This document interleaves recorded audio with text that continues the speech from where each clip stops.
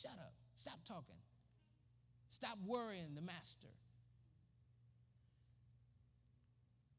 Bartimaeus continues to scream, and at some point, Jesus heard Bartimaeus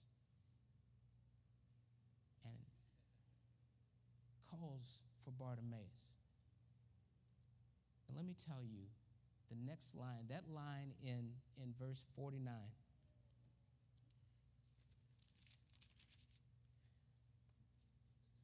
that line in verse 49 is so precious to the ears of somebody that's had to live life without Jesus Christ.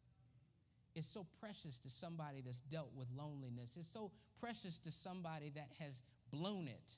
It's so precious to somebody that has fallen. So precious to somebody that looked up and they're at rock bottom. Be of good cheer. Rise. He's calling for you. He's calling for me. He's calling for me. Be of good cheer. Rise. Bartimaeus had the simple faith to continue to cry out when the world and the devil would have told him he had every reason to be quiet. And he cries out, "Son of David, have mercy on me." Life lesson number 3.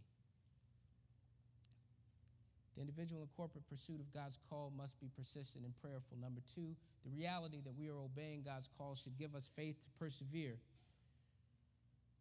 despite obstacles and opposition. And number 3, the grace of God gives us assurance that we will be healed, mind, body, and soul, as we plant our feet behind Jesus. The grace of God assures us that we will be healed as we plant our feet behind Jesus. Bartimaeus needed the motivation to move past his haters in order to be what God was calling him to be. In this world, you will have haters. Who knows what a hater is? A hater is different from your enemy, right? Your enemy you can respect, because your enemy is diametrically opposed to you. Satan is an enemy, right? So I got that. He's an adversary. I line up here, he lines up here. You play football, there's no greater thrill, right, than moving somebody where they don't want to go, right? So that's your enemy. You can do that. But a hater doesn't even get in your face. A hater sits on the side. A hater sits in the cut, and they just watch you. And I can't stand her. Look at, you walk in a room, she thinks she's cute. Look at the way she's walking. I can't stand her. Look at the house they live in. Don't nobody need all that house. Nobody in the world need 4 cars. It's only 2 drivers in the house. Something wrong with them. They're just wasting that money. A hater is just somebody that just makes your skin crawl. Bartimaeus had to get past his haters.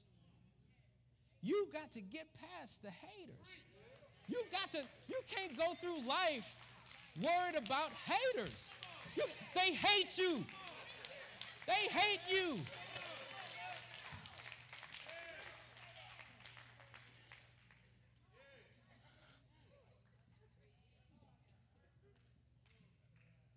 Sometimes if all you needed was somebody in the crowd to encourage you, to rise, that's all you need sometimes, is somebody to tell you, rise, he's calling you. Rise, he's got a purpose for you. Baby, he didn't save you for you to just come to church and sit. He saved you so you can go be a witness. He saved you so you can go be an example. Bartimaeus hears this, and he throws off his garment. And I think he knows he's not coming back to that wayside. I think he knows. I think there's something about hearing the Lord call you that you know, I'm not going back where I was. And he throws that off, and whatever money he might have had is now going across the road, and he's running after Jesus. Now, can you imagine a blind man making his way? Sometimes we got to stumble like that, but we still get to him. He ran to Jesus, and the Bible says that he looked at Jesus, and Jesus says, what do you want me to do for you? Here is what's remarkable. He knows